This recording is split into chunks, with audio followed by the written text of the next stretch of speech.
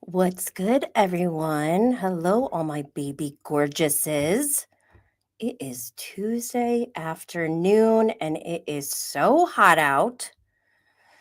So I'm glad we're inside right now. And I want to welcome you back to another live stream episode of Bravo and Blaze. I'm your host, Jenny Blaze, and we are live across the internet to recap the latest mess from Bravo, Below Deck, and Love Island USA. Yes, I said Love Island USA. I've officially spiraled all the way in, and we need to talk about it because y'all did not warn me properly. I want to remind you all that we're doing this loud, caffeinated by Rise Mushroom Coffee, and still unhinged while Blaze. So let's spark it, sip it, and let's get into it. I want to give a little quick disclaimer first. Everything you hear today is commentary, not fact, not fiction, just unfiltered opinions based on public information that may or may not be totally accurate. Don't take me as gospel. I'm here to just chill and hang with you all responsibly. Be cool. Don't be all like uncool. Before we dive in, the live chat is open. Drop your takes, your shade, your Love Island heartbreak. Don't be shy. Follow at Bravo and Blaze everywhere you scroll. TikTok, Instagram, Twitter, or X if you want to call it that. Threads, Facebook, and even Twitch. All of it. Subscribe on YouTube at Jenny Blaze and hit the bell so you never miss the live chaos. If you want VIP access to bonus content and unfiltered behind the scenes, behind the scenes, join us on Patreon at patreon.com/Bravo and Blaze. Get on the email list at bravoandblaze.com. Exclusive drops and updates are coming. And if you need to Bravo and Blaze at home, grab your signature lighter at bravoandblaze.com. Okay, if you missed it, let me remind you all. What's up, Max? We got Max in the chat. This thumbnail is so funny to me. We got two power couples here, the Oakleys, and then yours truly with Charlie from Love Island. Yeah, I'm making it a thing, Luann. And we have our lovely Bravo and Blaze lighters. If you are listening and you're wondering what I'm talking about, you can see the visuals over here on YouTube. Okay, what to watch? I did a lot since the last time I did a solo live stream. We went live on Friday with Real Andy of Beverly Hills. We spilled some Bravo tea. We talked about some content creator realness and behind the scenes chaos. We also, well, go check that one out. But then also we interviewed Wale Alesh of Bravo's Love Hotel yesterday, or not, what's today? Tuesday? This week on Sunday, it was our first week without a new episode of Bravo's Love Hotel, and I miss it. I love that show, and I hope they have season 2 coming. Wale, is amazing. I have women hitting me up now in DMs to get with him. I can't imagine what his DMs look like. So there's some fierce competition out there, if you're wondering. But go check out both episodes. The links are in the show notes, and we're just getting started. Stay tuned for more special guests coming to the live streams and to the podcast in the next few weeks. I have 2 booked right now. Okay. And like I said, catch up now and make sure you're subscribed so you don't miss what's next. Let's go into something else we can look forward to watching, and that is The Secret Lives of Mormon Wives reunion of their season 2. I saw Bravo by Gaze posted the trailer. I didn't watch all of it. I just like, if you see this picture that I'm showing, it actually, I thought this was Demi, whatever we want to call her, but it's Jessie. And I was like, what? They look the same. Does that not look like Demi? Yeah, so this reunion is going to be on Hulu on July 1st. It's hosted by Nick Viall. No wonder it's taking so long. Like, they filmed this reunion months ago, I feel like. I'm just kidding. I don't know when they did, but okay. Next up, we're talking about Love Island. That's right. Oh my gosh. What is this picture doing in here? How did a picture of my boyfriend get in here? That's my man. Don't look. That's Charlie. And obviously I'm joking. But he is kind of my man. Okay, before we go into my thoughts on Love Island, because I have a lot, don't forget this is my first ever season watching, and I'm keeping up to date with you all. I didn't even know what Casa Amor was until like last week. So yeah, I'm like shocked by everything going on. But let me talk about some things I saw on social media before we go into that. Okay, so I saw this on Reality Blurb. It's a picture of Huda. If you're watching, you know who Huda is. The headline says, Love Island star Huda Mustafa's child's father speaks out and defends her amid backlash. And then it says in the caption, Love Island star Huda Mustafa's child's father, Noah Sheline, is breaking his silence and defending her amid backlash, blah, blah, blah. I know that Huda is wild. I've been watching the same thing as you guys, but I have not felt any visceral need to like go after her. Like, yeah, I've been tweeting and putting the hashtag Love Island USA, like, oh my God, I'm scared of Huda. But I don't know what y'all are doing. Apparently, some people have taken it so far that Ariana Madix herself felt the need to warn people on the After Sun episode. She looked directly at the camera, and you know Ariana's serious when she's looking at the camera. She said something like, I was half paying attention, but she said something like, yeah, and don't you be messing with these people or I'll come after you. And I believe that. I think she would come after somebody. Not in like a scary, dangerous way, but like she may have some words. So let me play this video I found. This is from Indigo Reports on Instagram. And I just want to preface that I freaking love her accent. So we're going to listen to this. Huda's baby daddy has spoken out and expressed his concern for their daughter and Huda because of the amount of abuse she's getting on the show. Huda is currently starring on Love Island USA, where she's a bit of a Marmite character, aka people either love her or she's really not their cup of tea. This has led to people getting online and leaving abusive comments, and now her daughter's dad Noah has spoken out and urged people to think of how it might affect their daughter. Okay. Hold up. I'm pausing for the people who can see the visuals. Again, come to YouTube to see the visuals.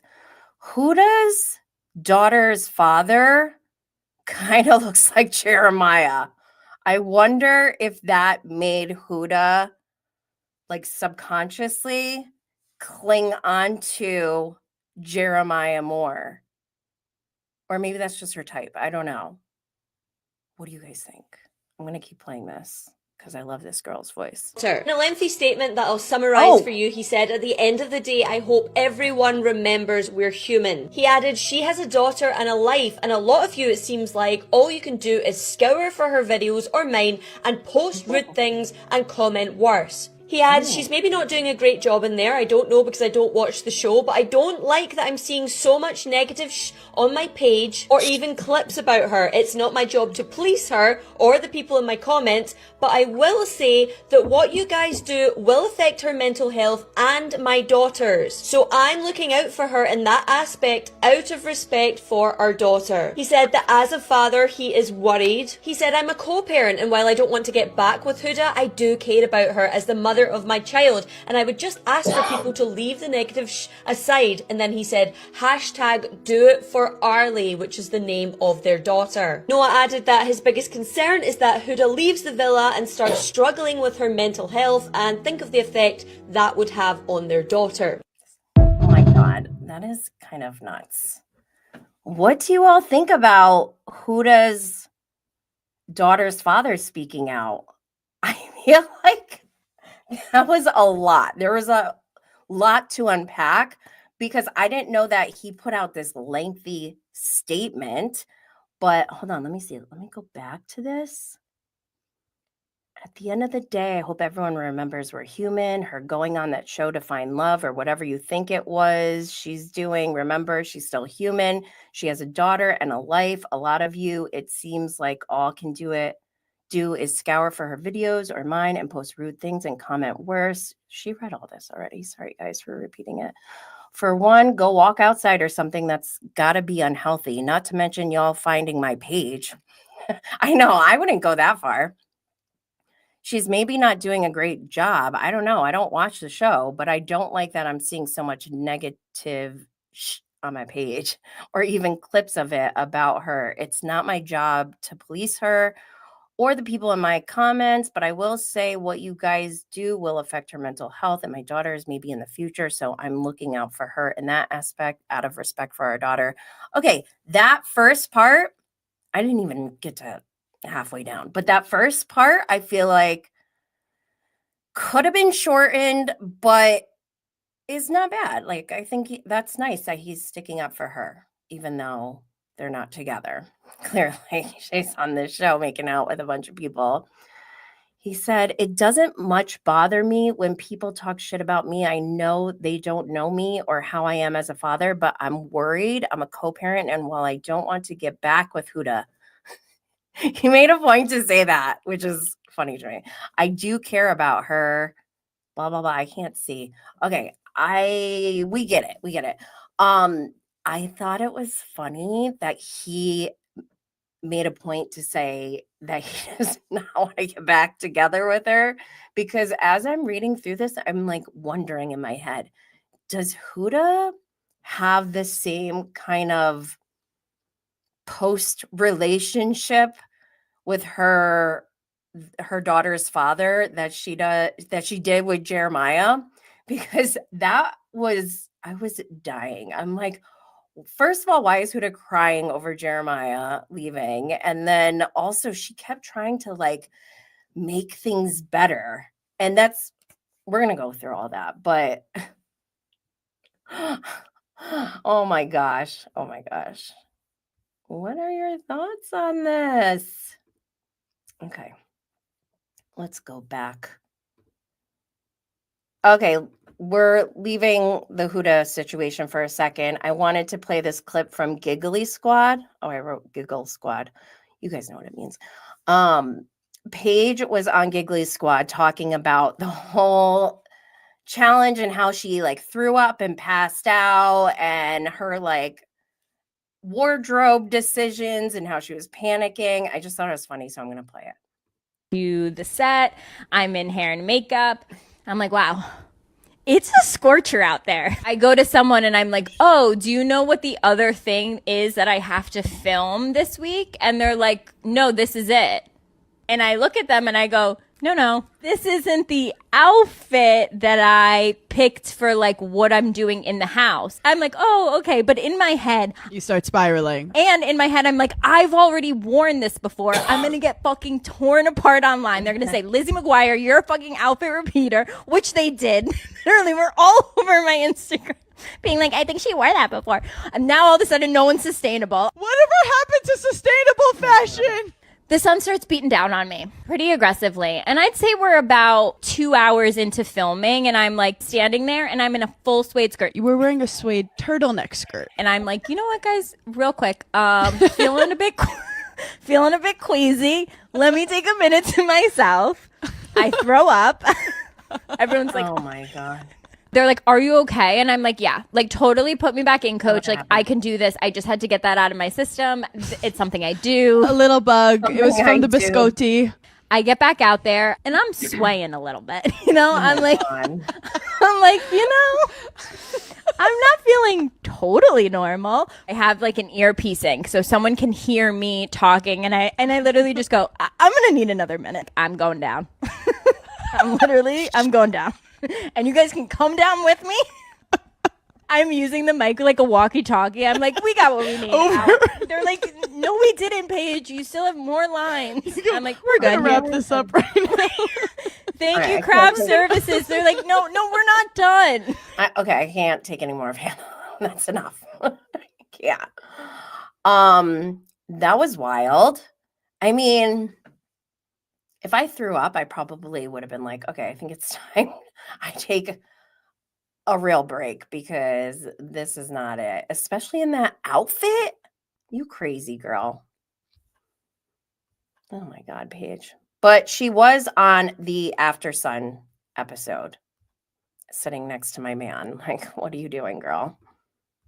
Okay, I'm going to go through my thought process in watching Love Island since Thursday. And I can't even believe, as I was putting this all together to prepare for this live stream, I'm like, Jesus Christ, a lot happened already. Like, Jeremiah and Huda just broke up pretty much on Thursday. And sorry, spoiler alert, Jeremiah is gone now. And Huda has tried very hard to like make amends, but it was like very forced, and oh my gosh, very cringy. Oh, I feel pain right now just thinking about it. That same feeling in my chest is how I felt on Thursday when I started the next episode. Because I think Jeremiah had just been paired with, was it Iris? And Huda's just like fuming and raging, and everyone's like, oh my gosh. It was like a major crash out. Oh my gosh. So then obviously I think Huda's crash out overshadowed Jeremiah and Iris even getting a chance to like be like, oh my gosh, we're coupled up now. But once they went to go have a talk in that little speakeasy alone. Huda first is listening outside like a creep. Like, girl, you know that everyone can see you? Like, this is not going to look good. Even if you wanted to, I feel like you shouldn't, right? But she winds up going in, and I'm like, oh my God. I'm just watching this like, oh my God, she's going inside. And then I thought she was going to be like, Iris, can I talk to you? And like try to make amends with Iris for being like a lunatic. But no, she's like, Iris, can you leave? Like, wow. I kind of love the audacity that Huda has and her boldness. It may be a little bit too much for me sometimes, but whew, wow, good TV. So yeah, she goes in. Taylor, everyone's like upset because they just sent home that new guy. I couldn't believe they saved Huda, honestly. I don't know why. I don't know if they were told to. They looked upset about it. And she like, when she's like, hold my hand. And they had a vote for her. Ace was like, hell nah. Like, why did Ace vote for her if he was mad about it? Oh my gosh. Brian. Also, do they even know what's going on in the Middle East? Like, all this is happening, and I don't know if the Love Islanders even know. But that's not why we're here today. We're here to distract from real life. So Taylor, he already had a little conversation with Huda about like, you need to chill. We saved you. Now you need to chill a little bit. We need you to stop yelling at Jeremiah. She's like, I don't know. She just still is. She doubles down a lot. She would be good on any other show in addition to this show. I'm not going to lie. She's pretty good for this show. But Taylor, once he realizes that Huda has gone back to talk to Jeremiah again, he's baffled. The look on his face, he's like, you got to be kidding me. Didn't we just talk about this? He went as far as like, first he was listening outside just to make sure, like, am I hearing what I'm really hearing? Is Huda talking to Jeremiah right now? So then he peeks his head in and he didn't even really say anything, I don't think. Huda's like, don't worry, it's okay. It's okay. I'm not going to yell, whatever. Oh my gosh. Taylor, he's really cute. He's grown on me. If I was on Love Island, which I never would, I don't want herpes. No, thank you. I feel like Taylor is not somebody I would have gone for in the beginning, but now, after getting to know him, I think I am liking him. Do I have a crush on Taylor? No. Well, maybe. I don't know. Not after that twerking in front of McBee Stallion. I don't know if I can. We'll get there. Again, why did everyone save Huda? I still don't understand. I'm shocked, really, that she was saved. I need to know. Did producers tell her to do that or tell them to do that? Because that was very strange to me. Brian said, all I can think of is the Dr. Seuss story, Huda hears a who. Huda! Yo, she could be like the next Snooki. She could have a whole... I could see it. And because of that, I said, I want Huda to join Mom Talk. Can you imagine? I don't think Mom Talk would survive Huda. Hurricane Huda! She's calmed down a little bit. So yeah, I love the episode with Meg Thee Stallion. I'm still in shock that they barely wear any clothes on this show. But I love how it all fit in because Meg Thee Stallion was promoting her new swimwear. She shows up looking fierce. Oh my God. Like, life is not fair. I hate myself. No, just kidding. No, I love her. She's so hot. All the girls are hot. They're all wearing her new swimwear and they all look amazing. And everything's a thong. I'm like, is this normal? Do people feel like comfortable just wearing a thong like that? I feel like sometimes especially when they're like twerking, I feel like someone's butthole is going to come out or a labia or clitoris or two. Like, how do you wear that and just walk around casually as if like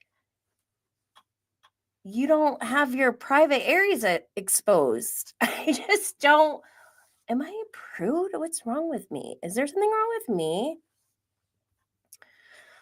Oh my gosh, Brian is still on the Dr. Seuss. Who'd have figured Huda would use her hoo-ha to hook a homie? Stop. Sorry. Not a labia majora out in public. That's what I'm saying. I feel like there is labia showing on this show. And like, okay, if people want to show their labia, that's fine. Like, I don't want to show my labia. I mean, like, not on purpose. If it happened, like, I guess I wouldn't really care. So who knows? Anyways, like I said before, the show is very embarrassing. I have a picture here of Taylor twerking, quote unquote twerking, for Meg Thee Stallion. And I think, did he win? This challenge, I don't know. It was cringe though.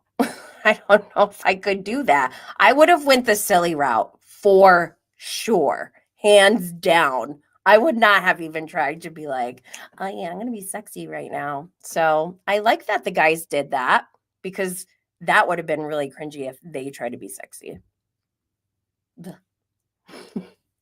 And Nick was so cute.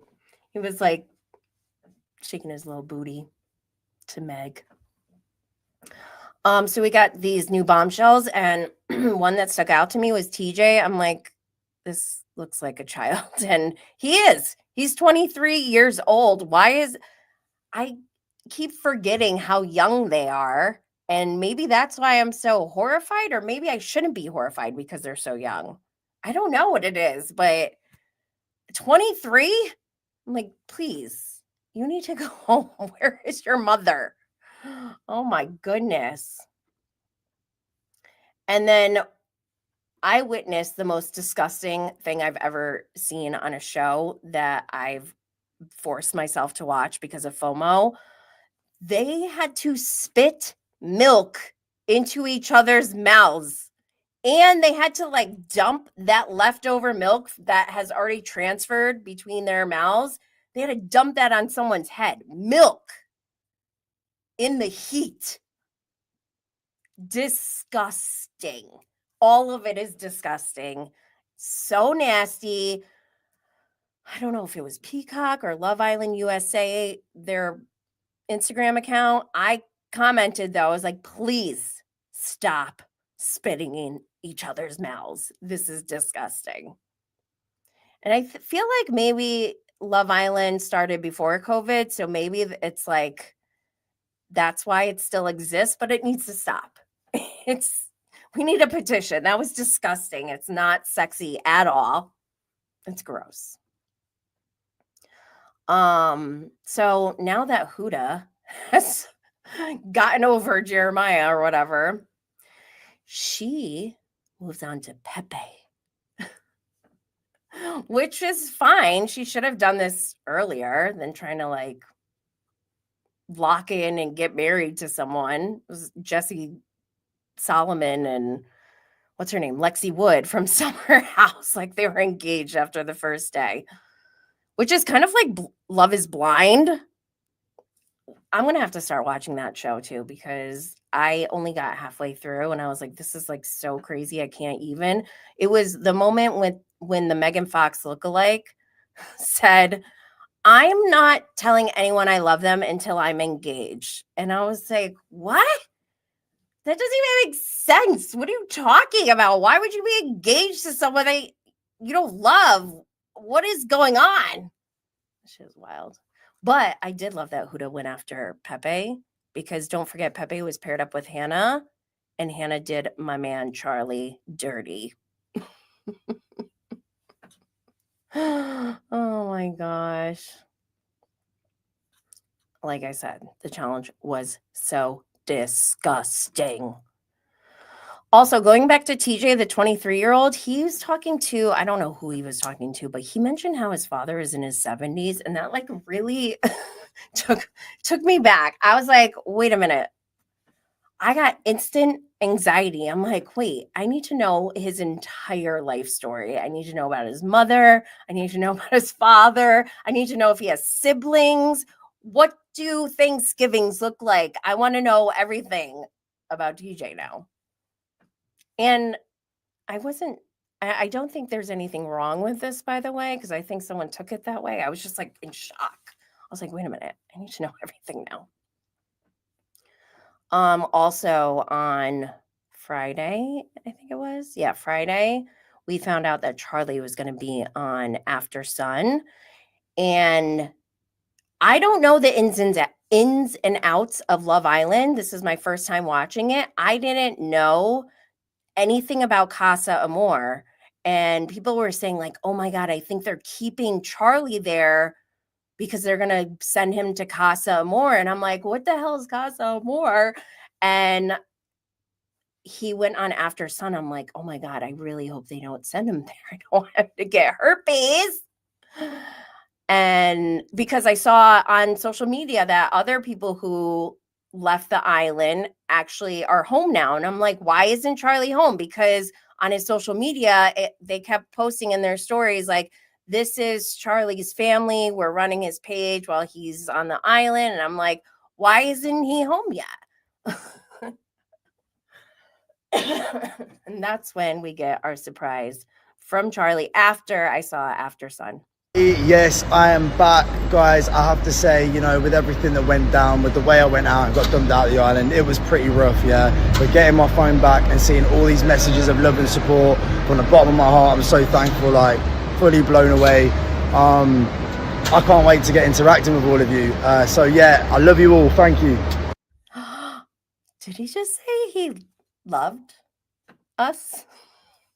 Me? Us? Oh my gosh, look at that face. Oh, look at us together. Side by side. Brian, I need to hear what Brian says. Damn, Charlie is pretty. Oh no, he has an Essex British dialect. Wait, why are you saying oh no? Like, oh no, as in I'm done, stick a fork in me because he could take me? Like, why are you saying oh no? Please don't ruin my fantasy. I was just so happy to see that he was, first of all, does he live in LA? Why is he even here? Where does he live? I don't know. I was just happy that he was back because that meant he's not going to Casa Amor. Okay, so before Casa Amor, there's still another episode. Like, I cannot believe how much time I've invested in this show. And I don't even think we're halfway done. Like, what the fuck? But one thing I did notice, the way Austin has been so, like, he's very turned off by Amaya because Amaya's like, yay, we're coupled up. She's not even, like, that clingy. She's no Huda, that's for sure. But Austin's response, he's like, I don't know. I just feel like it's crazy that, you know, after 2 days we're coupled up. Like, dude, you're supposed to be in a couple and calm down, Austin. What the hell's your problem? She's not like trying to sleep with you. Like, what the fuck? So I feel like Austin has some kind of, I don't know, avoidant attachment issue. I don't even know what that means, really. I just see it like when I'm scrolling sometimes. But I feel like whatever that is, Austin must have it because I feel like if Amaya didn't like him, he'd be like, you know, I'm in a couple with Amaya, but she's not really showing any interest. So I don't know what to do. Like, I feel like he'd be panicking. But because she is like showing interest, he's like, oh my God, this is crazy. You're so crazy. Austin, you're pissing me off. Also, oh my God. We're on like episode 18 now or something. It was around episode 16, I think, when I tweeted this. But I didn't know that Ace is the guy who teaches hip hop to the guys in Pakistan online. And there's like tons of TikToks, tons of reels out there. I didn't know he was the instructor.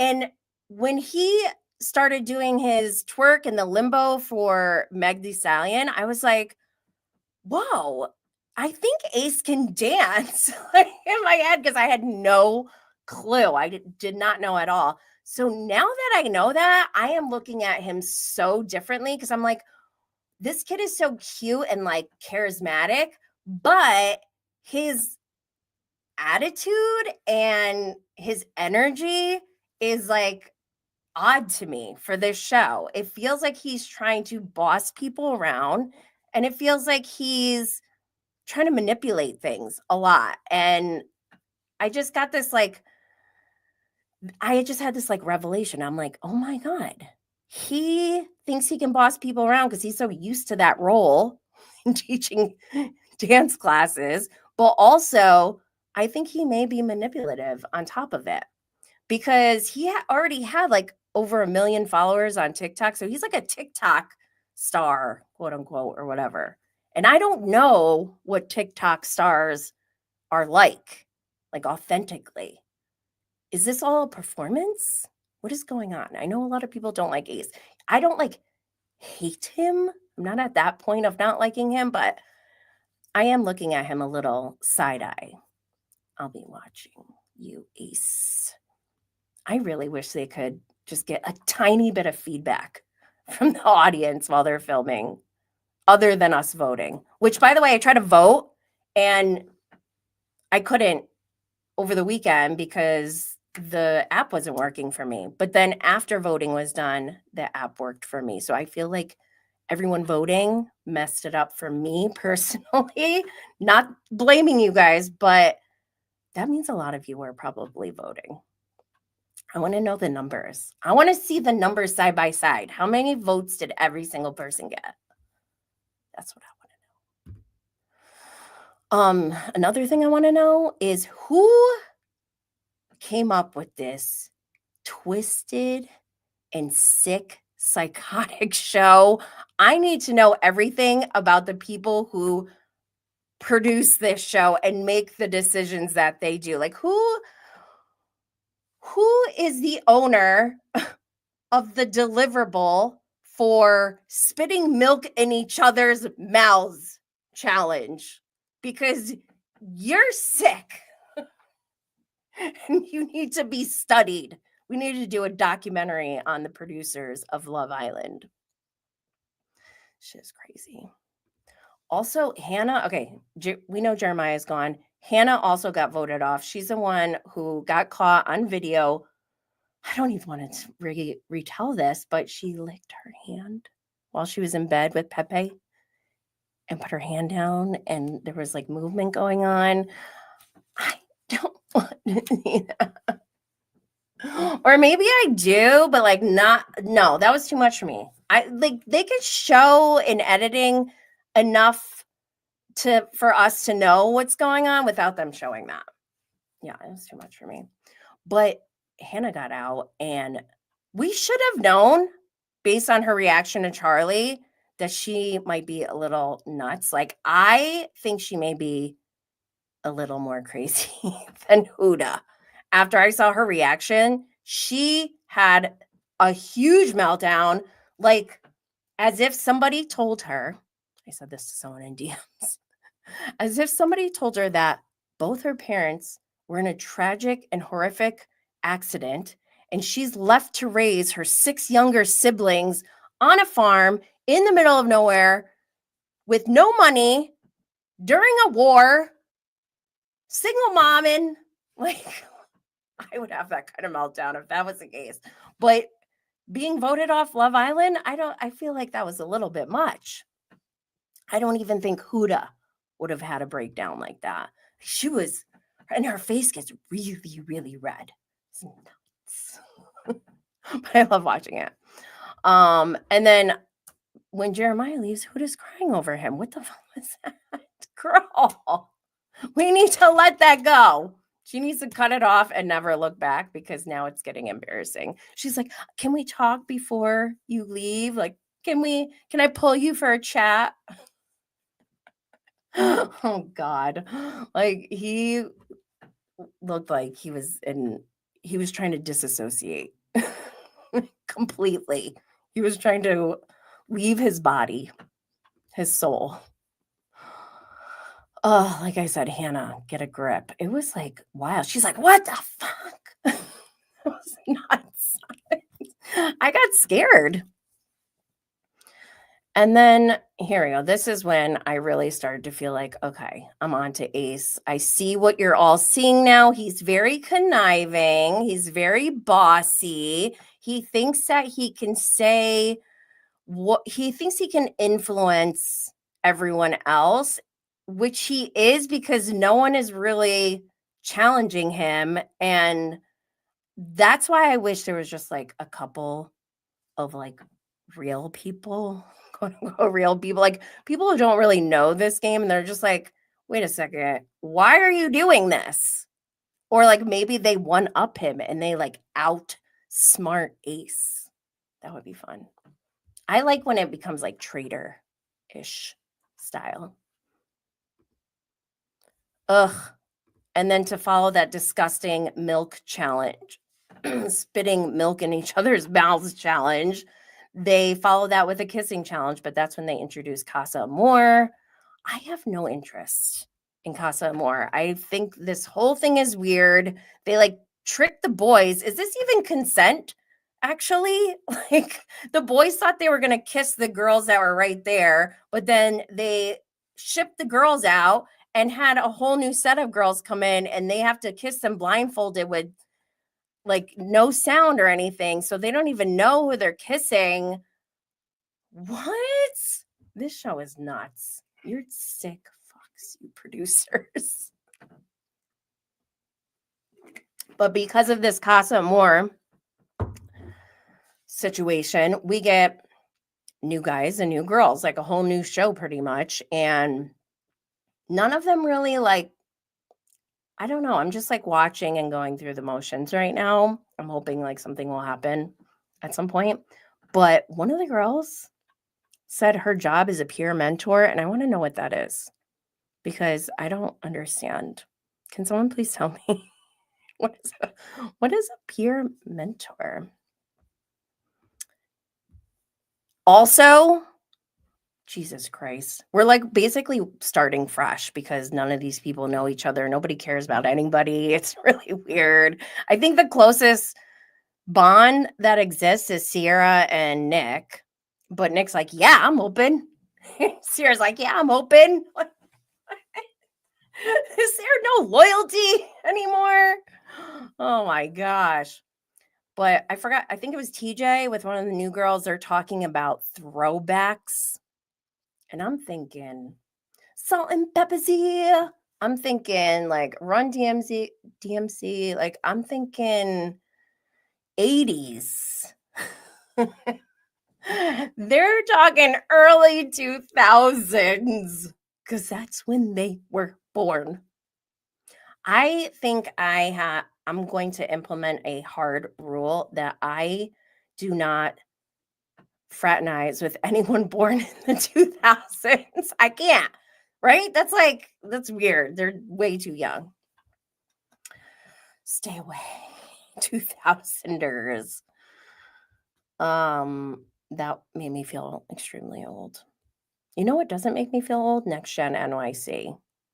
I love that show. We'll be talking about that on Thursday. Let's move forward because we have some Bravo news and we still have to go through the Bravo TV lineup since Sunday. Let's go through the Bravo news. First thing, I saw this on Stacey Rusch, her Instagram. She has launched her own cannabis brand. It's called Shayo Wellness. Shayo, SHAYO. Love it. Here for it. I saw some like negative feedback on social media and I don't know why. I think the only thing I could think of, people were talking about how she was going to copy Happy Eddie or whatever. Like, enough with this. Weed is a commodity. Okay. It's all about branding. So the more the merrier. Bring it on. Okay, I'm going to show this video with no sound. It's Tom Sandoval on America's Got Talent, and I have a few things to say about it. For one, okay, so you can watch the video if you can see the visuals here on YouTube. He's singing Take On Me originally by Aha. Sophia's face is so funny. It's Tom Sandoval and the Most Extras, which the full episode is airing tonight, I believe. You can go watch it and see the whole act with the judges' comments. And Simon looks so annoyed, but he winds up like smiling and like bopping around. I will be 100% honest about Tom Sandoval and his performance. He did really well. And I don't want to hate on him for his performance. I'm kind of sad for him because if you look at this, if you take a step back, like, yes, this one performance, he did really well. And like, I feel proud of him. Like, good job. Wait, hold on. Here he is. Tom. Wait, I'm trying to get him at the camera. Tom, you did a good job. Thumbs up. Thumbs up. That means good job and F you. But I thought he did a really good job, and I don't want to take anything away from him, and I'm like kind of proud of him in a weird way, but I'm very sad because it doesn't matter anymore. Because of what he's done, like he has to do his best now. Like you can't do but like even when he does his best, it doesn't matter anymore. He's not going to have a comeback. This is just sad. Like he will forever be known for Sandoval. He's not going to be known for Tom Sandoval and the Most Extras. If anything, when I think of the Most Extras, I think of debt. I think of all of the invoices that Tom Sandoval has to pay just to perform at America's Got Talent. I feel like it probably cost him to perform at America's Got Talent. And I don't wish that on him. Like, I don't want that for him. I don't want that for anyone. So that's why it's like sad. But again, you can go watch that episode tonight. Also, I saw somewhere that it might be the Traders HQ on Instagram that House of Villains season 3 has ended filming. And Tom Sandoval is going to be on that. Usually we get House of Villains before we get the Traders. It kind of like is a nice warm up. I like it. So I'm looking forward to that, even though Tom Sandoval's on it. I don't hate him, by the way. Like, I'm just like, it is what it is. I can't be like, oh my God, I love him now because he sang Take On Me really well at America's Got Talent. Like, no, that's not how it works. Sorry. Anyways, let's move on. This is in regards to Summer House. I saw this on Bravo Block Party on Instagram, and this is from Reddit. It says, a loaded Reddit review of DJ Loverboy, Kyle Cooke. Anyone else seen a live show? So NYC Influencer Snark posted, or I don't know if that's like the Reddit. The username is realistic_win359. The title is Saw Kyle Cooke in Charlotte. The Reddit review was so excited to see him DJ and drink Loverboy with my friends. He was super personable and taking pics with fans before he went on stage. The DJs before him were really good, residents at Trio. He came on around midnight after a shit ton of hype songs. I don't know if I was expecting some grand entrance or what, but he was terrible, and they wrote terrible in all caps. The second he started speaking, you could tell he was wasted. Oh, God. This is my first time reading this all the way through. He was slurring his words, talking, what does it say? It's crossed out. Something songs, and the light show definitely picked up his slack on song choices. I couldn't bear the thought of enduring it for 2 hours, so my friends and I left after maybe 30 minutes of him playing. It was that bad. I feel like he's going to blame Amanda. It's Amanda's fault. This guy, I don't even have to say anything. You all know. All right. Are you all wondering about my gut? I know you guys love to hear about this, but I have good news. She's thriving. I've been loving my Rise mushroom coffee, and I just got their, where is it? I got Rise matcha, and I got Rise hot cocoa. The hot cocoa has melatonin in it, I believe. Yep, melatonin for sleep support. So obviously that's a nighttime Rise routine. But you know that I'll be reporting back with the full update as I try those out. If you want to try Rise for better energy, focus, and gut health, head to risesuperfoods.com and use my code JennyBlaze15 for 15% off your order. The link is in the show notes. All right, it's time. We need to get down to business. Bravo TV lineup. We had The Real Housewives of Atlanta, Season 16, Episode 16, Chicken and Waffles. Kelly and Charles Oakley face off cooking chicken and waffles. But a man with a word for Angela throws a wrench in the fire that may affect her marriage. Phaedra throws an event for one of her many businesses. Things come to a head between Kelly and Britt. This was like the first episode this season that I was like, oh, this is juicy.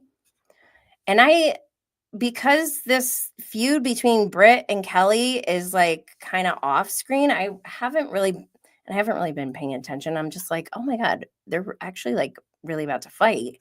And I knew that it was coming, but I don't know. I just didn't feel like that much of a ramp up to it. It just kind of like happened.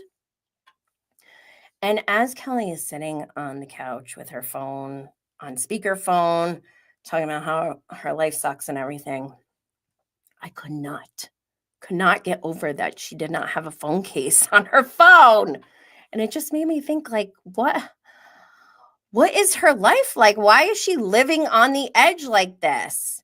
And does she go to bed without setting her alarm? Does she show up at the airport without a ticket? Like, what is life for people who don't have cell phone cases? And actually, some people responded to me, and I was so shocked with the responses. Somebody said, I just know that Apple Care has got me, or something like that. And I was like, what? But then you got to like take time out of your day and you have your inconvenience. Like, why go through that? I still don't understand. Somebody please explain it to me. And like I said in the episode description, Charles Oakley is active in this episode. Him and Kelly are having this little cooking competition, and I love it. I love a competition. But this competition was really cute because it's like Kelly's home base, right? She is the chef. That's her livelihood. Charles, he's a retired NBA player. This is a new venture for him, I guess you could say. So the fact that he stepped up and was so confident and willing to like throw me in, coach, I got this.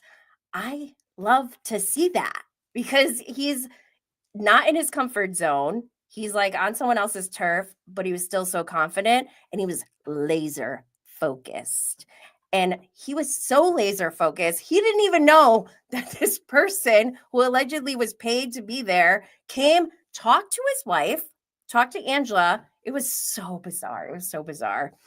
This man came up to Angela and was like, I just need, or it was very awkward, actually. He wasn't like getting to the point. He's just like, hi, are you having a time or whatever? I don't know. And she's like, what is going on here? It's like, I just want to let you know that your husband is, I don't know, sleeping with somebody else or something. And Angela just took it. She was just like, okay. Like a champ. And then they did like a little toast, all the females. And the guy came up again and said, toast to men who sleep with women other than their wives or something like that. It was very like, whoa. So then Kelly had that person removed by security. I love that she has security. I think I love her lifestyle. I think I want to roll like Kelly. But Charles was so laser focused that he didn't even hear the guy.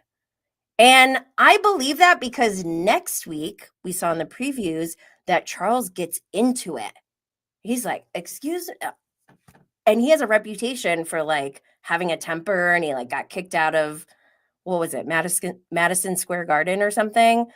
Like, I'm excited now because it felt like that reputation he had before the show started didn't match up to what we were seeing, but now we're starting to see it. And next week is a finale. Oh my God. So trigger warning. The fight between Britt and Kelly went low, very low. They're talking pill popping, abortions. It was messy. It was, I didn't like it. And it was during Phaedra's event. And I don't know. It was weird when Britt showed up. She said hi to Kelly, but then Kelly wouldn't even respond. I thought that was crazy. I'm like, whoa. If I was like fighting with a friend or whatever, and we're at an event, I would have just been like, hi, and like kept it moving. But she she refused. She refused to even acknowledge her. That was wild to me. And that obviously set off Britt because she's like, she wasn't going to back down. She's like, hello, Kelly. And I feel like Britt has tried to make us like her this whole season, but she's just not for me. She even said in her confessional this week, didn't she say something like unload a whole round? Like something that was referencing like shooting. And that goes back to her talking about breaking out a pistol earlier in the season. And her on video in an old interview talking about, oh yeah, I'm always strapped. But then says after the episode aired, I never have had a gun or blah, blah, blah, whatever. Like, don't try to mess with me in my face. Like, it's one thing you're trying to mess with me behind my back, but to my face, to all of our faces, you got some audacity, girl. Do not insult us. That's how I feel. I'm protecting all of us, okay? Just kidding. I mean, not kidding. I am protecting us. But not like seriously. I'm not going to throw bows or anything. I don't really care about Britt Edie, but I love that we, on top of these very intense moments on this episode, we also got some comic relief because Drew arrived late. Somebody needs to tell me the reason why Phaedra said they need to lock the doors, because I didn't understand that. And because of that, Drew, who arrived with sweet tea from Married to Med, who is not on Married to Med anymore, they were like locked out of the event. By the way, shout out to Phaedra for being such a good mom with her kids. I love that she's like pushing entrepreneurship. I love that. But I could not believe Drew. There was like a random cop that walked by with a chicken wing in his hand for Drew, and Drew took it, like taking scraps from a random cop on the street because she's locked out of an event. Oh my God, Drew. She is funny. She cracks me up. Max said, yeah. Oh, yet Britt did not show up to the reunion. Yeah, I've had enough of Britt.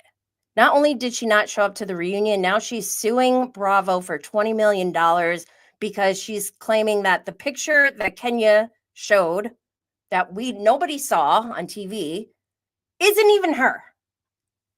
What? It doesn't even make sense. Insane. I'm fed up. Okay, let's move on though, because we got Below Deck. Oh, it was good last night. We're on season 12, episode 4, Island of Sausages. The crew is feeling the exhaustion of a 5-day charter. I want everyone to remember that as we speak about Below Deck. While the deck team grows increasingly frustrated with KO, I think that's how you say his name, Barbara finds common ground with Solene, leaving Rainbow an outsider. New romances spark on the crew night out.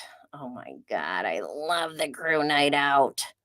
Okay, so for one, Rainbow scares the shit out of me. I have never been so scared of someone like so much younger than me, who's so pretty, and like she looks like thin and easily breakable. I don't know. I'm scared of her though. She, like her mental state when she has these like moments where she spirals and she starts having a panic attack, I'm like, I have secondhand panic. I'm like, oh my God, Rainbow's gonna lose it and she's gonna beat the shit out of everyone. Don't forget, Rainbow's father paddled in a canoe, paddled his 2 daughters, Rainbow and her sister, to an island so they could get out and fight because they were like fist fight because they were actually fighting and not getting along at home. And he was like, this has to end. Get it out of your system on an island. That is so Lord of the Flies. Like, what? What? Who does that? I don't know. That's nuts. CBS. Just kidding. It's not funny. But yeah, Rainbow's like a hard ass and a gangster, and I'm scared of her. And when she was on Watch What Happens Live last week, she was savage too. She was roasting everybody. We need her back. Okay, so on this charter, I freaking love this excursion.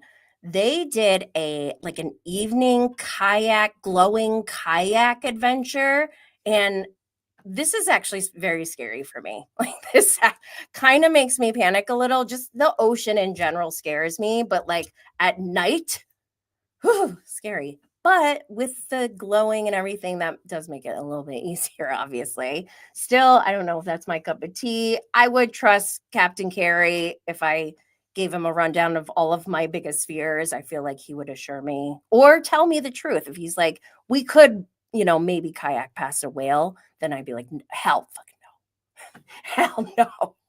We are not doing that.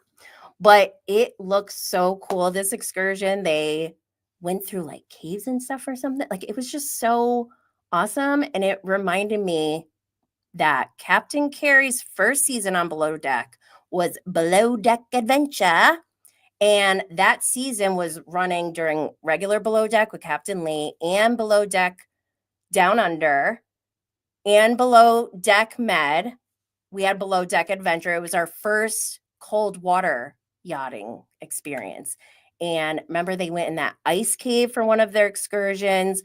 My favorite excursion on Below Deck Adventure was the bicycle adventure. It looked magical.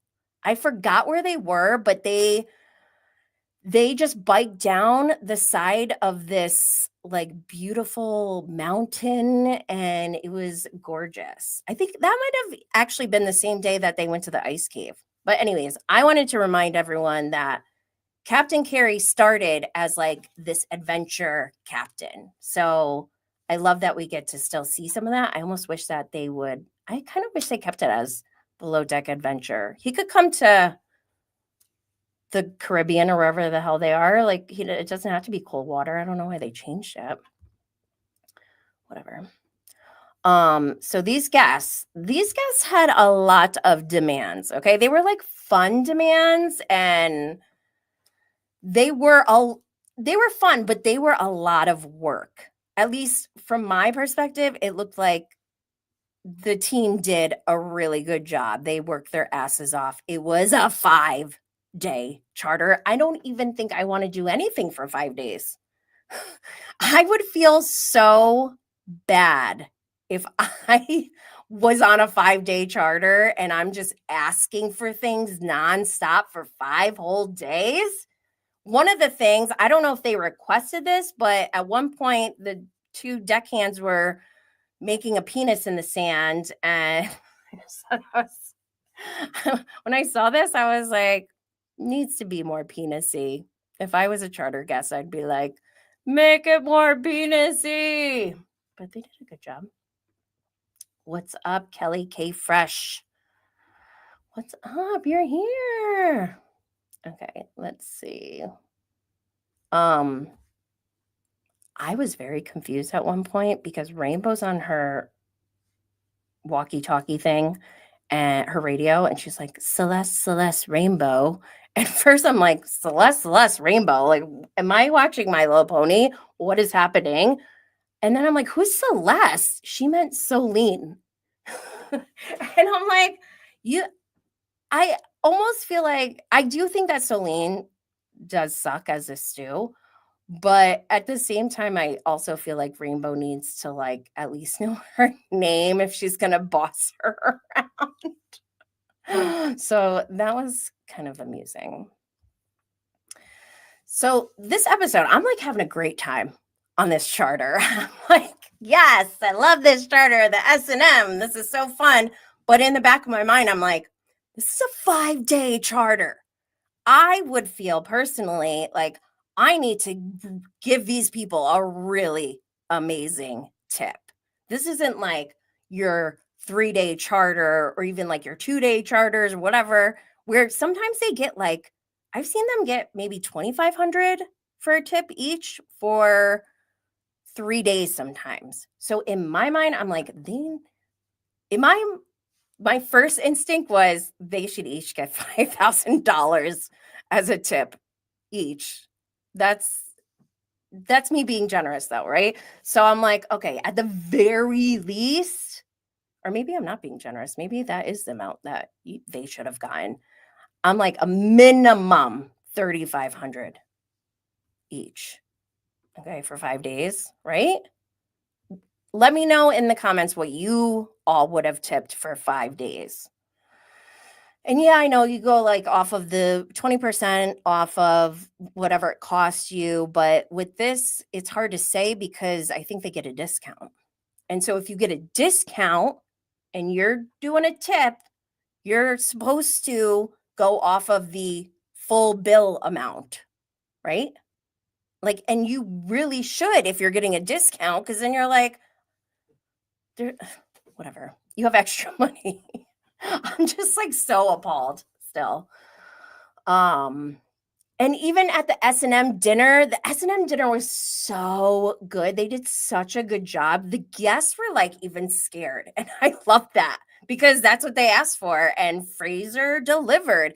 Even the chef, he got in on it.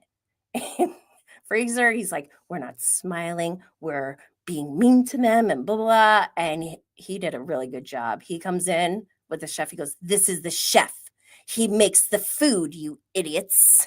It just gave me Alan Cumming Traders vibes, and I loved it so much. Even Chef shocked me because he gave them one of their entrees or whatever, and he leaves. They're like, "Thank you," and he turns around real quick and he's like, "Don't say thank you," in his French accent. I loved it. I am liking Chefy this year. I didn't even remember him from last time, but he is doing such a good job. And it's so wild that 5 months before this, his wife left him for his uncle. And they are currently trying to have a baby. Like, what? And this was after his father died, his uncle's brother. I'm about to go Google somebody. I'm just kidding. Don't do that. Don't do that. But wow, the fact that he is like, I don't know. Should we be scared? Is this all like him overcompensating for how sad he is inside? He must be. Or has he already grieved and he's like, it doesn't matter what happens to you. It's how you pick yourself up. And he's like moving forward. I'm a little scared. But I'm loving Cheffy. Okay, so I thought I heard Captain Carrie say that the tip was $1,500 a person, but then I saw on Twitter somebody else wrote $1,900 a person. Either way, I said this like 5 seconds ago. Not 5 seconds, but 3,500 minimum I would feel bad for giving that 3,500 each. I would feel like I should give more. So to see anything under 2,000 is like, it's not like, oh, this is a bummer. We could have done better. This is like an insult. This is awful. And it makes me feel so sad because watching this long 5-day charter and how hard they were working, I was like, wow, they're actually really doing a good job. There hasn't been one, like, if they fucked up, we would have seen it, right? It would have been a whole thing. I didn't see any of that. So for them to get such a low tip just really kind of spoiled that whole experience for me. And I'm mad now. As if I was on the yacht. How dare you ruin my charter experience? I'm mad at these guests. I wonder if they're going to say anything. Like they're content creators too, aren't they? They're like OnlyFans people. Like, obviously, your OnlyFans people are going to see this or could see it. Feels very shameful. I don't like it. Okay, finally. Dun, dun, dun, dun. We're on episode 4, but for like the last 3 episodes, the first 3 episodes, I've been like, where are the boatmances? We were promised a plethora of boatmances, and we finally got one. Finally. I'm so excited. I asked you all, I did a poll on Instagram and Twitter, and I said, is Damo baiting Fraser or is he being serious? And I talked about this, I think, I don't know, sometime last week, but I was like, so he's either like baiting, like, is he straight and he's baiting a gay guy, or is he a homewrecker because Fraser is in a relationship? What is it? Well, turns out he wasn't baiting Fraser. He's just a homewrecker. I have no problem with this. I'm just like, wait a minute. Why is he so comfortable with breaking up this relationship between Fraser and his boyfriend? I wasn't really expecting that, but this is what's happening. Be prepared. There's going to be way more boatmances to come, I guess. Okay, before we move on. I love live tweeting during Below Deck because Captain Carey is usually live tweeting too. So if you use the hashtag Below Deck, he will see it most likely, and he engages. So when I tweeted that one with the kayaks and that picture of how cool it looked, he retweeted it. And so I asked him a question. I said, what's your favorite excursion you've done?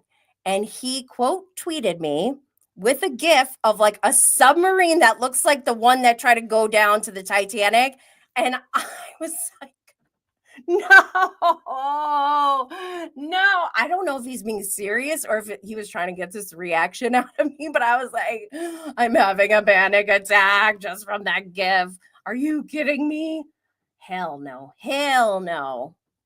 I don't think I can ever go in a submerged vessel ever again. I did in Jamaica, I think. That was the last time I went in like a submerged vessel, and I don't want to do it ever again. I was starting to panic, actually.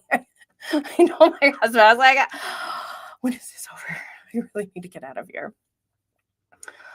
So yeah, love Captain Carey. Make sure you go on Twitter when the show is airing because he's so fun. Okay, I gotta talk about. I wasn't planning to talk about the McBee Dynasty, but the watch party has been so funny and so good. I want to give an applause to Bravo for being so smart with their method of their strategy for promoting the McBee Dynasty season 2, because season 1 was nuts. I watched it and I was like, is anyone watching this? I don't think I may have tweeted, I don't remember, but I was so angry when I watched it. I'm like, is this for real? Like, what the hell is happening here? I'm like, these people are trolling us. No way is this real. It was the dad is just awful. And these poor kids. It's this divorced guy with his 4 sons who are old enough to be married but aren't, and like some are maybe into it, some aren't.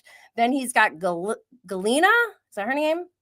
Galina is his CFO, who basically makes him all his money, and he's also sleeping with her, but also sleeping with his side chick because he doesn't really want to be in a relationship with Galina. I don't know if that's her name. I think it's Galina. It's not Galina. What is it? Anyways, he gaslights her. He mistreats her the entire season, and she takes it. And it's so sad to see. But then, like, he lets his mistress borrow Galina's car, and the mistress totaled it. Oh my God. I love watching Craig and Austin watch this because they are like major F-boys, right? Well, sometimes. Actually, I was kind of sad for Craig last night because there was like an engagement scene, and I feel like I don't know when they recorded this watch party, but I just feel like it probably was after him and Paige broke up, and they're just like, oh, I felt bad for him. But McBee Dynasty Season 2 starts June 30th, so it's going to be a Monday show. June 30th is like next Monday. I'm going to watch it.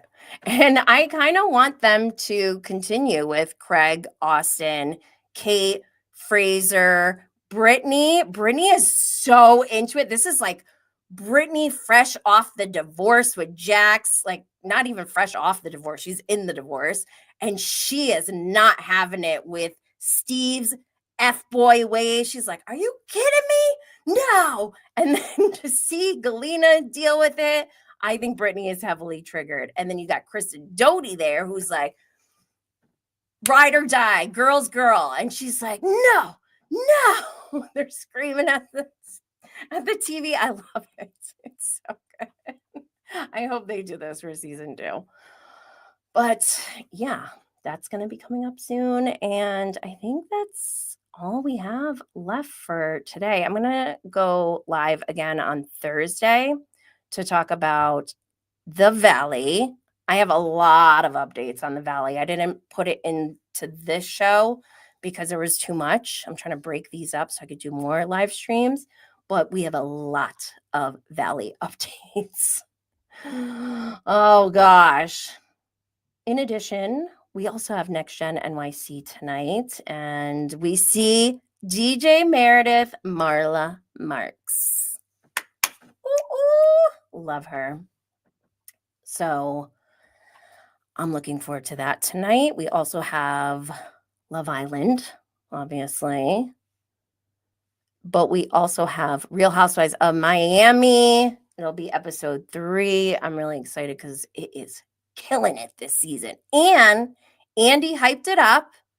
So I feel like it's going to be good. He's kind of hyping it up the way that he hyped up Salt Lake City. So I feel like we can rely on that somewhat. We don't want to get our hopes up too much because we don't like to be disappointed. So set your expectations low, but I hope we get some good stuff this season because it's already amazing. Oh, I love Larsa and Lisa fighting. I love Alexia having that emotional roller coaster at that dinner. Like, yo, they fucked with Frankie. No, fuck him. Fuck that. She just like lost her shit. I loved it. So good. So yeah, that's a wrap on today's Bravo breakdown, below deck chaos, and emotional damage from Love Island. Continues to inflict all of us, but hit subscribe on YouTube if you haven't already. Drop a 5-star review on Apple or Spotify. Send this to your Bravo besties or your shady group chat. If you want even more chaos and commentary, check out Bravo and Blaze on Patreon at patreon.com/Bravo and Blaze. Grab your Bravo and Blaze signature lighter and join our email list at bravoandblaze.com. Follow at Bravo and Blaze on Instagram, TikTok, Threads, Twitter, X, Facebook, Twitch, all that stuff.